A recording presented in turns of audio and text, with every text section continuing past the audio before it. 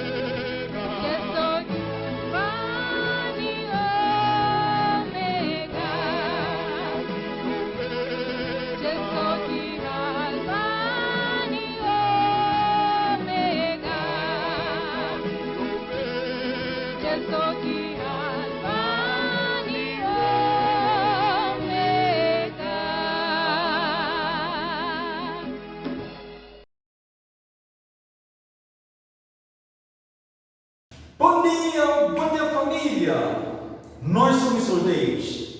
Quero encorajar a todos vocês solteiros a participarem da conferência que irá envolver 3 países, falando de Moçambique, Angola e Brasil. E aí, Cati? É isso mesmo. Encorajo a todos os irmãos e todas as irmãs a fazer as inscrições.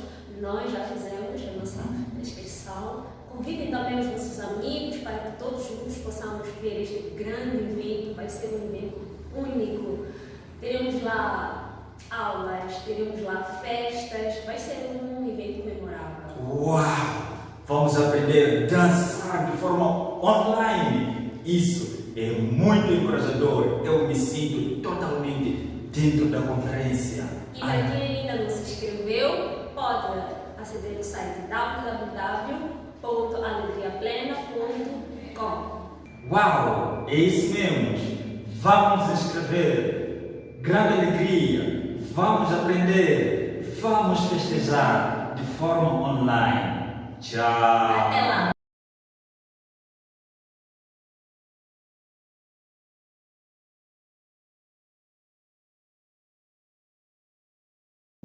Muito bom dia, igreja. Este é o momento da Santa Ceia, momento em que nós vamos lembrar sobre a vida, morte e a ressurreição do nosso Senhor Jesus Cristo. Vamos em Deus em oração.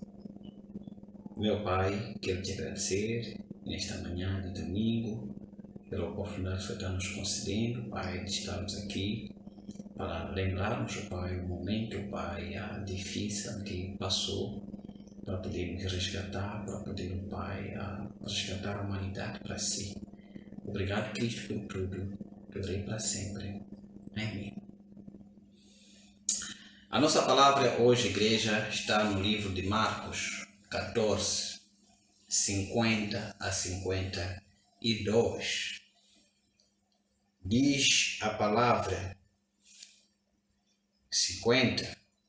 Então todos os discípulos abandonaram Jesus e fugiram. 51. Um jovem enrolado num lençol seguia Jesus. Alguns tentaram prendê-lo. 52. Mas ele largou o lençol e fugiu nu. Jesus está a passar por um momento, Marcos está a relatar isso, sobre a prisão de Cristo. E durante este tempo, todos os seus discípulos abandonaram a ele e fugiram. Dentro desses, Marcos relata um jovem, que a Bíblia não nos fala quem é este jovem, que também seguia ao de longe o seu mestre, embrulhado ele num lençol. Mas quando ele foi reconhecido na tentativa de ser preso ou de tentar empreender o jovem largou seu lençol e fugiu nu. Não, eu quero pegar estas duas situações. Os discípulos todos fogem ao seu mestre, o mestre está em apuro, o mestre está, possivelmente naquela hora ele queria, ver os seus alunos ali, os seus seguidores ali com ele, mas ele se vê sozinho naquela situação. E um jovem também seguindo a Cristo, quando foi reconhecido, ele fugiu, largou o seu lençol, aquilo que cobria ele. Eu quero imaginar aqui, possivelmente seja numa noite, ele está ali embrulhado a querer ver a situação, mas ele, ao ser reconhecido, ele deixa as suas vestes e foge nu. Eu quero falar disto, dessa situação num tempo em que nós estamos a passar, nesse tempo de dificuldade do Covid. Qual é a nossa responsabilidade para o nosso chamado? Como nós temos agido quando este é o tempo de darmos esperança àqueles que estão em desespero? Como nós temos agido quando somos chamados a ir fazer o estudo, com aquele que precisa de uma palavra de conforto, de uma palavra para conhecer este mesmo. Por vezes nós fugimos, inventamos muitos programas para não estarmos na causa.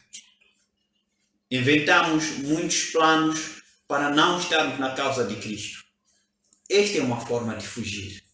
Esta é uma forma de deixar as nossas vestes, de deixar a nossa identidade. Igreja, num tempo como este, nós precisamos orar ao nosso Mestre para que Ele nos dê direção, nos dê coragem para podermos executar o nosso chamado com perfeição, para podermos executar o nosso chamado com responsabilidade, para podermos executar o nosso chamado dando conforto, dando esperança àquele que não tem. Esta é a minha exortação que eu queria deixar para vocês nesta manhã de domingo. E ao pegar deste pão, lembre-se do corpo de Cristo que é esmagado na cruz. Ao pegar nesse sumo de uva, lembre-se, ao tomar deste sumo de uva, lembre-se do sangue que está sendo esmagado naquela cruz para a nossa libertação, para o nosso chamado, para que o mundo pudesse ser salvo por causa desse sacrifício. Igreja, seja o sacrifício para salvar a vida daquele que precisa da nossa mão, do nosso amparo. Para Deus vai a glória. Amém. Vamos em Deus de oração. Meu Pai, obrigado. Ajude-nos, ó Pai, a termos, ó Pai, convicções. Ajude, ó Pai, a lembrarmos, ó Pai, com profundidade os momentos em que o Senhor, Pai, passou para nos trazer para si. Ajude a sua igreja nesta manhã. Em nome do Pai, do Filho e do Espírito Santo. Amém.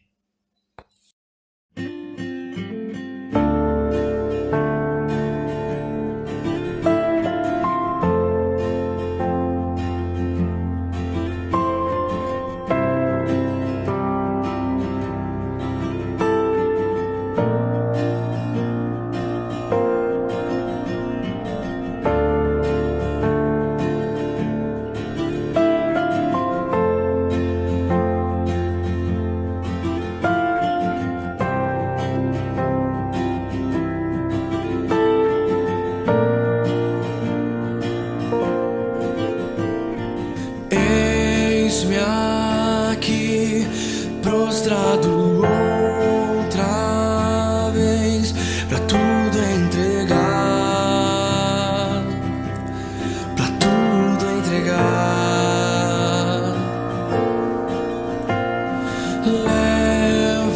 Leva-me perto de ti, Senhor, anseio por ti.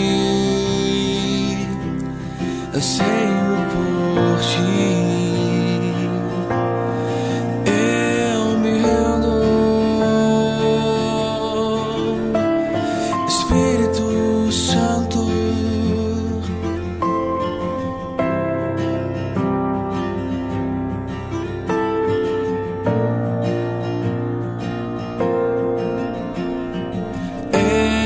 Enche-me da graça e do teu amor, sacia meu ser, sacia meu ser. Abraça-me, ouve o meu clamor, fala pra mim.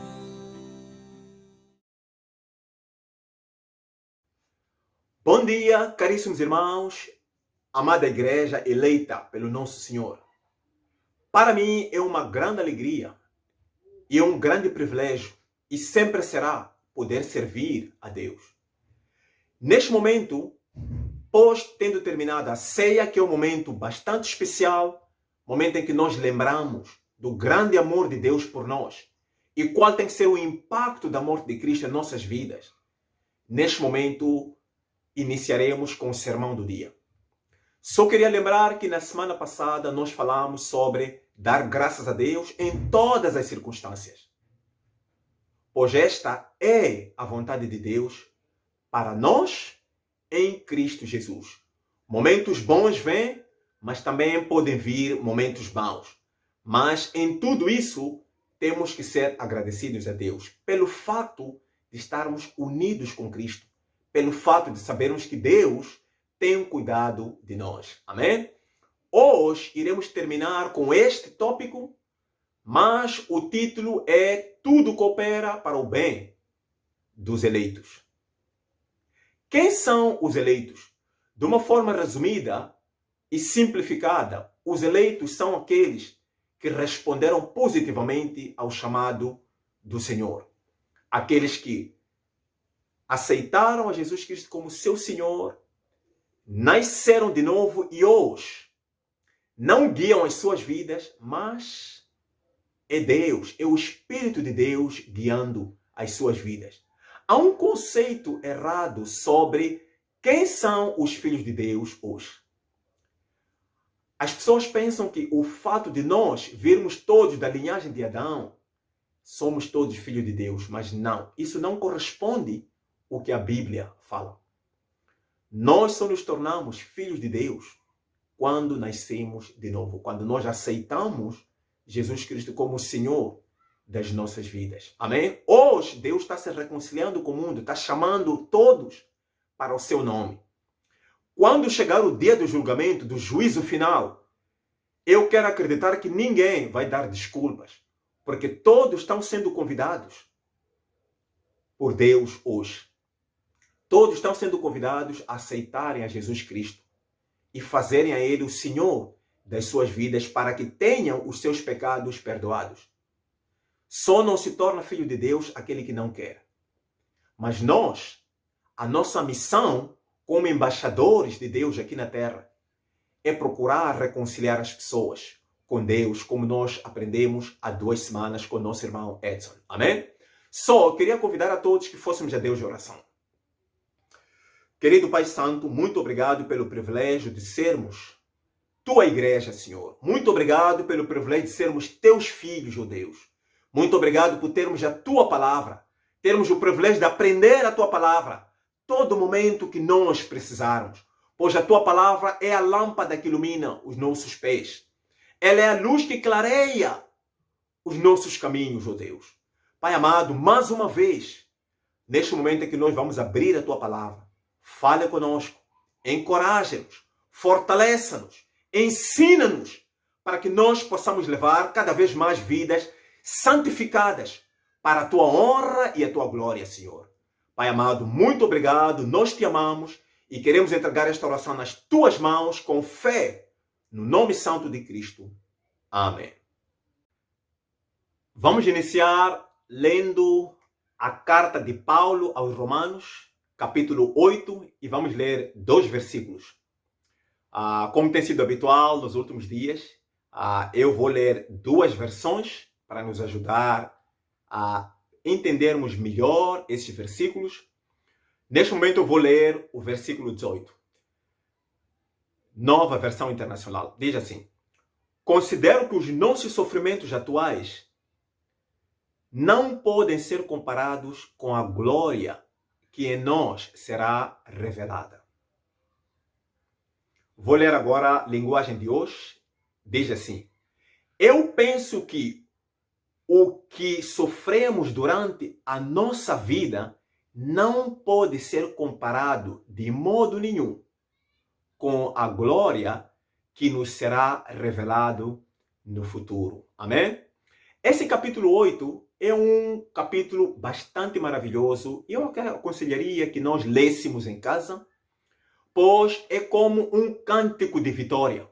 Porque nós sabemos que ninguém consegue vencer Satanás com seu próprio esforço. Ninguém consegue vencer os desejos da carne com seu próprio esforço. Ninguém consegue salvar-se diante de Deus sem auxílio de Deus. E Paulo anteriormente falava sobre as fraquezas que estavam no seu corpo. Mas aqui ele começa no versículo 1, falando que, olha, agora não há condenação para aquele que está em Cristo. Isso quer dizer que o facto de nós termos respondido positivamente o chamado de Deus, que é aceitar a Jesus Cristo em nossas vidas, isso tem que ser motivo de alegria em nós, ainda que passemos por determinadas aflições aqui na vida. Ele diz que nenhuma condenação há para os que estão em Cristo. Eu queria apelar a todo aquele que não está em Cristo. Contrariamente ao que esta passagem, pode ver isso, o versículo 1 deste capítulo, que diz que nenhuma condenação há para os que estão em Cristo. Contrário a isso é que quem não está em Cristo, a condenação de Deus permanece nele.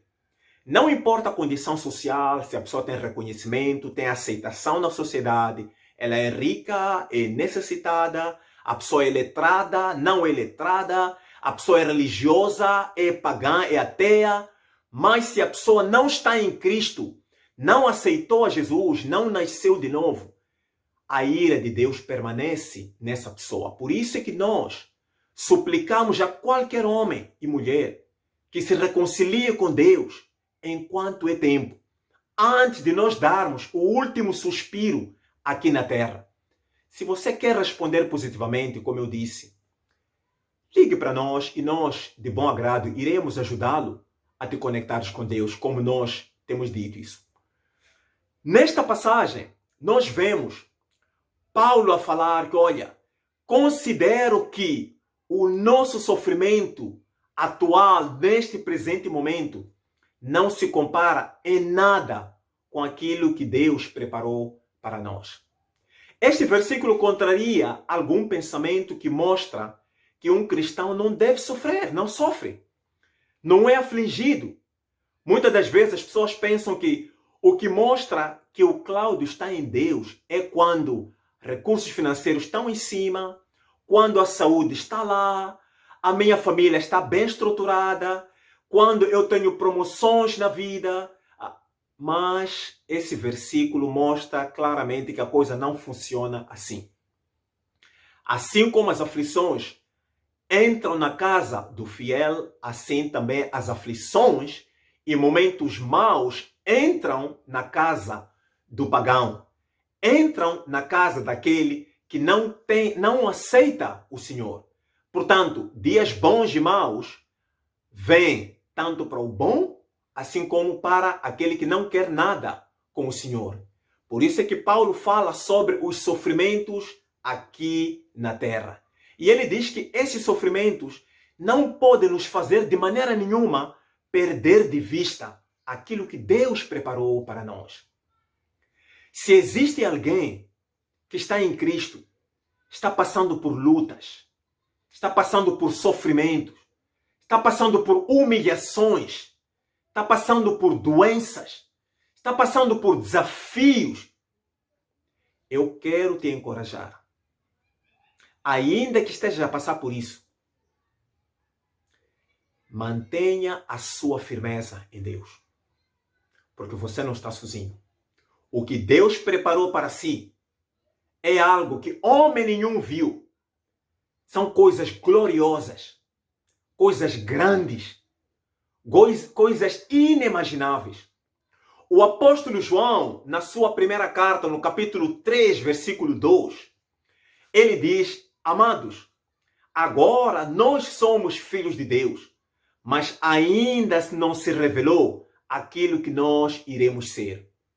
Mas quando isso acontecer, nós veremos a Deus.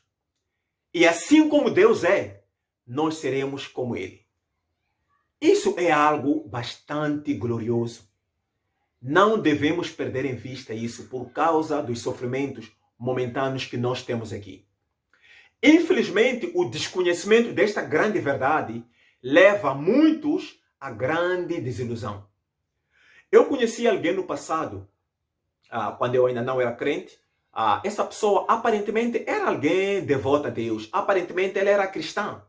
Só que infelizmente ela começou a sofrer algumas amarguras. Dias maus bateram na porta da sua vida e ela começou a passar por dificuldades.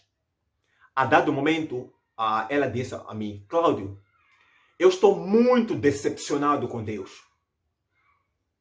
Infelizmente hoje, isso pode estar acontecendo com muita gente por causa de desconhecer que também um cristão passa por sofrimento, a pessoa acaba até a ficar desiludido com Deus, acaba ficando desiludido com a sua fé.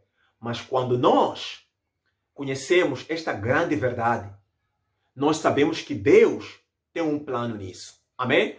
Olha só o que diz esta mesma carta no capítulo 8, versículo 28. Vou ler as duas versões, João Ferreira de Almeida e Nova Versão Internacional. Começo por Nova Versão Internacional. Diz assim: sabemos que Deus age em todas as coisas para o bem daqueles que o amam, dos que foram chamados de acordo com o seu propósito. João Ferreira de Almeida diz: e sabemos que todas as coisas concorrem para o bem daqueles que amam a Deus, daqueles que são chamados segundo o seu propósito. Amém? Esta passagem deixa muito bem claro. Todas as coisas significa incluir tudo. Momentos bons, assim como momentos maus. Deus tem um plano. Quando momentos bons vêm, assim como momentos maus vêm, Deus está trabalhando na vida dos seus filhos. Deus não é estático. Deus está operando. Deus não se esqueceu dos seus filhos. Ele está com os seus olhos voltados para os seus fiéis, conforme diz 1 Pedro 3, versículo 12. Que os olhos do Senhor estão atentos àqueles que o temem e os seus ouvidos atentos às suas orações. Está aqui confirmação, garantia que mesmo em momentos maus, tu não estás sozinho. Deus está consigo. Sofrimento não é sinal de ausência de fé. Não é sinal de maldição. Não é sinal de ser esquecido por Deus. Deus está trabalhando. A nossa oração deve ser: Senhor, ensina-me o que eu tenho que aprender nesta situação. Qual é o teu plano perante esta situação, Senhor? Pois eu estou pronto e disposto a dizer: seja feita a sua vontade em minha vida. Assim como Jesus Cristo fez no jardim de Getsemane. Amém? Aqui diz: todas as coisas cooperam para o bem daqueles que amam a Deus. A grande questão que pode ser levantada aqui é: quem são os que amam a Deus? Porque todo mundo diz que ama a Deus, principalmente aqueles que frequentadores das igrejas. Mas a questão é: quem são os que amam a Deus? Você ama a Deus? A própria Bíblia, aliás, o próprio Senhor da Glória, o próprio Jesus Cristo, fala sobre isso. Diz assim, no livro de João 14, versículo 15, ele diz: se me amarem, guardarão os meus mandamentos. Portanto, o amor é algo que a gente não vê, está lá dentro. Mas a gente sente os efeitos do amor. Através de quê? Através das nossas ações. E ele aqui mostra que aqueles que o amam irão obedecer. Em outras palavras, está a dizer que a obediência a Cristo deve ser motivada pelo amor. Sabemos que aquele que corre com amor nunca se cansa. Se eu e tu nos cansamos de trabalhar para o Senhor, então alguma coisa aconteceu com o nosso amor pelo Senhor. Há algumas evidências que podem nos ajudar a ver se realmente nós amamos o Senhor ou não. Por exemplo, em João 13, versículo 34 a 35, Jesus Cristo dá um mandamento novo para nós. Nós sabemos que os mandamentos de Deus para Israel, dados no Monte Sinai, não são os mesmos para a igreja hoje. Em João 13, 34 e 35, ele diz que nós temos que nos amar como ele nos amou. Quando eu amo meu irmão, eu não terei problemas de partilhar as bênçãos que Deus coloca em minha vida com ele. Para mim não será problema participar das aflições, das necessidades do meu irmão. Não será problema perdoar o meu irmão, ainda que tenha me ofendido de uma forma inimaginável. Se eu amo meu irmão, eu vou perdoá-lo. Se eu amo meu irmão, eu vou ajudá-lo. Se eu amo meu irmão, eu vou corrigi-lo. Se eu amo meu irmão, eu não vou julgá-lo. Não vou colocar precipitadamente o julgamento sobre ele, mas muito pelo contrário. Eu irei amá-lo, porque o julgamento pertence a Deus. Se eu amo meu irmão, não terei problemas de disponibilizar o meu tempo e estar com ele. Não terei problema em ajudá-lo a crescer na fé, a orientá-lo no Senhor. Por quê? Porque eu amo meu irmão. Este é o cumprimento deste mandamento. Eu não sei se você cumpre este mandamento. O outro exemplo é aquilo que ele fala em Mateus 28, 18 a 20. Jesus Cristo morreu, irmãos, não só para nós, mas para o mundo todo. Ele quer alcançar as pessoas. Ele quer perdoar o pecado das pessoas. Ele quer alcançar as pessoas. Ele quer se reconciliar com eles. Ele quer levar as pessoas para Deus, para que quando essas pessoas darem o último suspiro aqui na terra, não seja o seu destino na condenação do lago do fogo, mas que alcancem a vida eterna. Aqueles que amam o Senhor irão levar isto com muita seriedade e terão prazer em partilhar a palavra de Deus com os outros. Minha pergunta é, você cumpre este mandamento? Você cumpre o outro mandamento? Portanto, são vários mandamentos do Senhor. Isto é apenas evidência para clarear a vida do irmão e da irmã e para a igreja toda, para saber se realmente nós amamos o Senhor ou não o amamos. Porque se o amamos, iremos guardar os seus mandamentos. Em Romanos 8, versículo 28, que estamos a falar aqui, diz: todas as coisas cooperam para o bem daqueles que amam a Deus.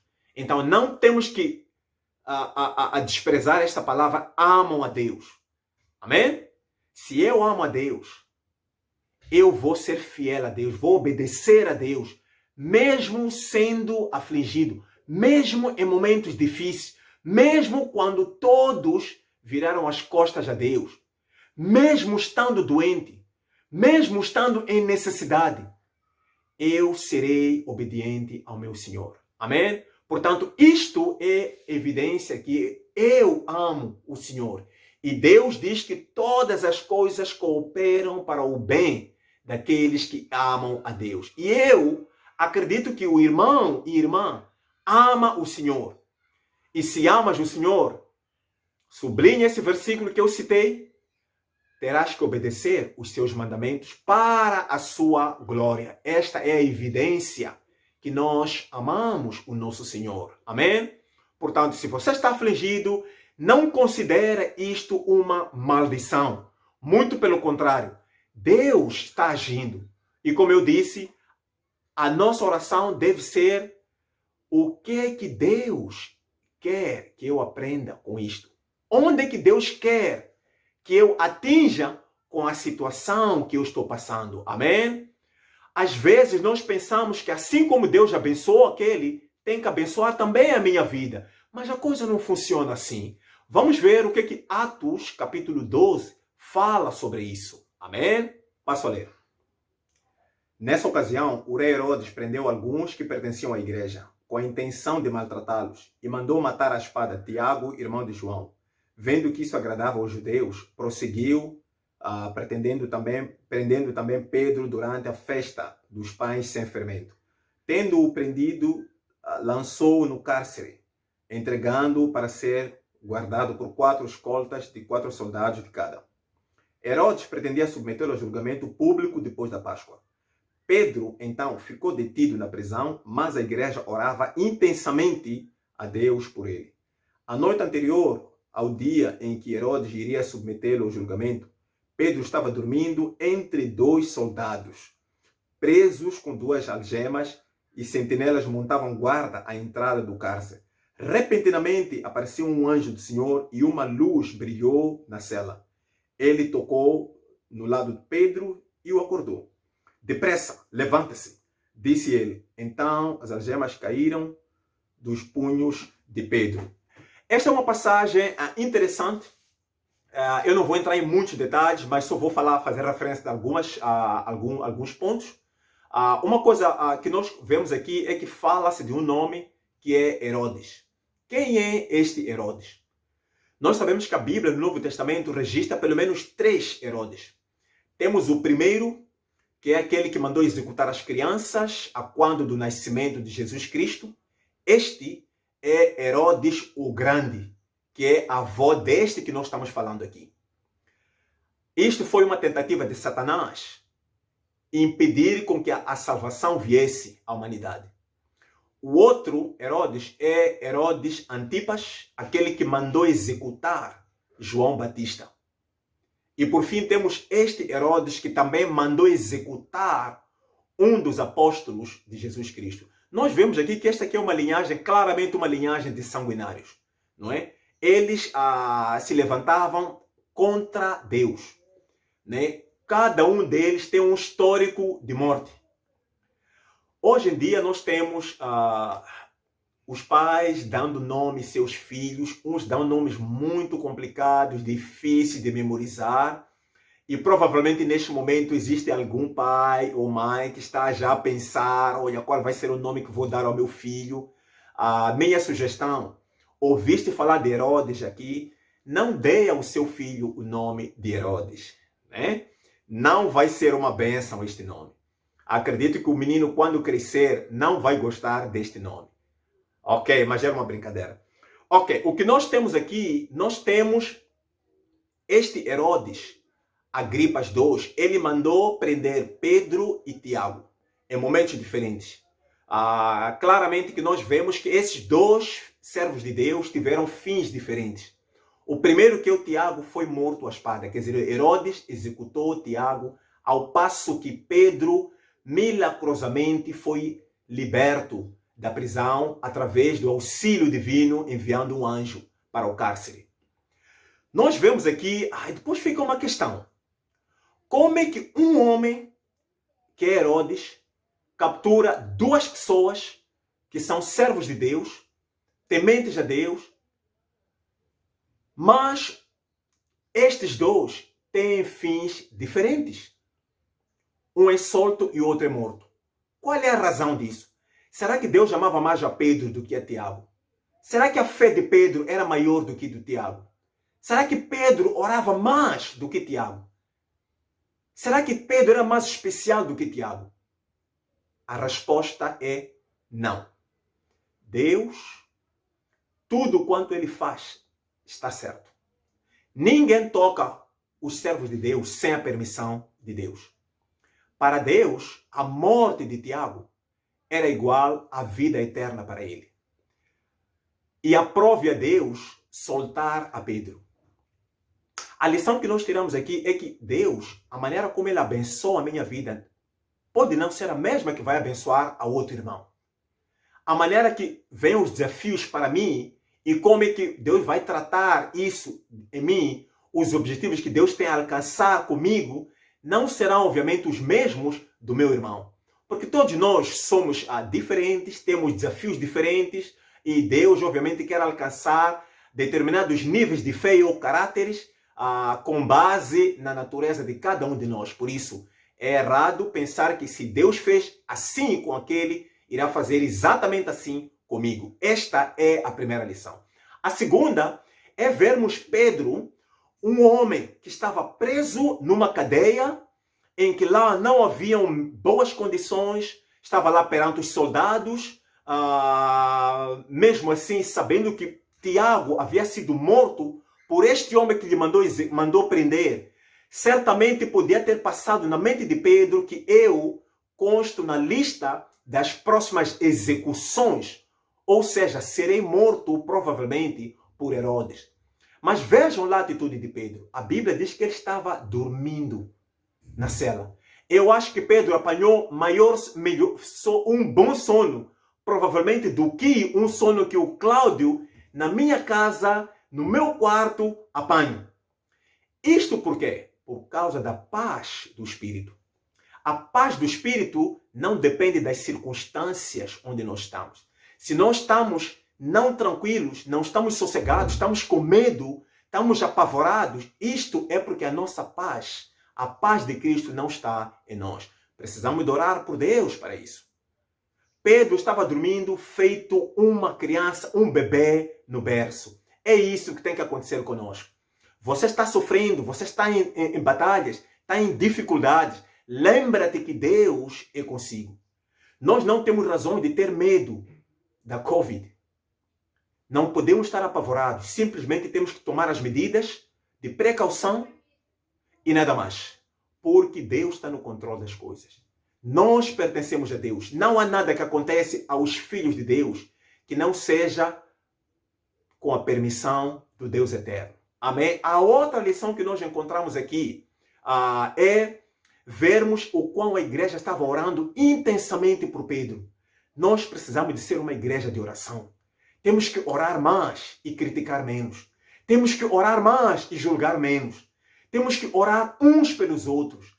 Há muitos irmãos que estão passando por aflições, estão passando por dificuldades. Nós precisamos de colocá-los na lista de oração. Eu só espero que na tua lista de oração o meu nome também conste lá. Para mim vai ser uma bênção isso. Irmãos, vamos orar uns pelos outros. Vamos ser uma igreja de oração. Vamos depender de Deus, porque oração são batalhas travadas contra o mundo espiritual. Oração é luta, oração é agonia. Oração não tem que ser tomada de ânimo leve. Mas sabemos quais são as condições para Deus ouvir a nossa oração. Nós temos que estar puros, estar de consciência limpa, estarmos fora do pecado para que as nossas orações tenham poder, sejam ouvidas por nosso Deus. Uma coisa que eu queria partilhar aqui a respeito de Pedro é o facto de Pedro, foi o mesmo Pedro que em Atos capítulo 4 estava com João e eles foram detidos lá por causa deles terem curado um aleijado e eles foram severamente advertidos a não falar a respeito de Cristo, não pregar a este nome. Pedro disse: senhores, antes mais vale obedecer a Deus do que aos homens. Que convicção!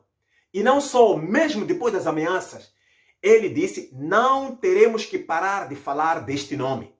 De modo nenhum. Irmãos, infelizmente, hoje, há pessoas que mesmo sem ameaças, com todas as condições que Deus lhe dá, todas as bênçãos que Deus nos dá, simplesmente não falam de Cristo a outras pessoas. Isso mostra o quão estão provavelmente distraídas ou talvez estão fora da vontade de Deus, nem sequer conseguem distinguir as prioridades divinas, porque nós sabemos que quando um pecador morre sem conhecer a Cristo, acabou a sua esperança. Nós somos a esperança para este mundo. Todo aquele que é filho de Deus é portador da palavra de Deus. Então, irmãos, vamos usar das oportunidades que Deus nos dá. Nestes momentos duros, precisamos, mais do que nunca, estar bem mais próximos do nosso Deus. Precisamos de ser uma igreja que se ama, uma igreja que ora, que se encoraja, que vamos intercedendo uns pelos outros, porque é isso que Deus espera de nós. E para aquele que está lutando, está em desafios, mais uma vez eu quero te lembrar, isso não é uma maldição, Deus está no controle disso. Você é especial para o nosso Deus. Deus te ama. Deus tem um plano consigo. Simplesmente ora para entender qual é o propósito de Deus com a situação que você está passando. Entendendo isso, iremos ver que em todas as ocasiões temos que dar glórias a Deus, pois esta é a vontade de Deus para nós em Cristo Jesus. Temos que dar graças ao nosso Deus, porque Deus opera em favor dos seus servos. Amém? Só espero que essa mensagem tenha ajudado e também tenha trazido algum desejo daqueles que não estão em Cristo para virem em Cristo. Se for este o caso, não hesite em falar conosco, porque nós certamente iremos fazer o nosso papel, aquilo que Deus espera de nós. Vamos a Deus de oração para terminar o nosso culto. Querido Pai Santo, muito obrigado por tudo, obrigado por este culto, muito obrigado por o Senhor nos ensinar através da Tua palavra, obrigado pelo consolo, obrigado por o Senhor proteger a Tua igreja, Pai, nos ajuda, Pai, a sermos fiéis ao Senhor até o último dia nosso aqui na terra, Pai. Pai, nos ajuda a sermos servos que demonstramos o amor que nós temos por Si através da nossa vida, Senhor. Pai Santo, ajuda-nos a ser uma igreja de oração, uma igreja com compaixão, uma igreja com amor, uma igreja exatamente a modelo da igreja primitiva, Pai Santo, para que nós sejamos uma família, vivamos como uma verdadeira família para a glória do Teu nome. Muito obrigado, continua, Senhor, nos abençoar, a nos guardar, esteja conosco, nós oramos no nome santo do nosso Senhor Jesus Cristo, aquele que é o caminho, a verdade e a vida. Amém.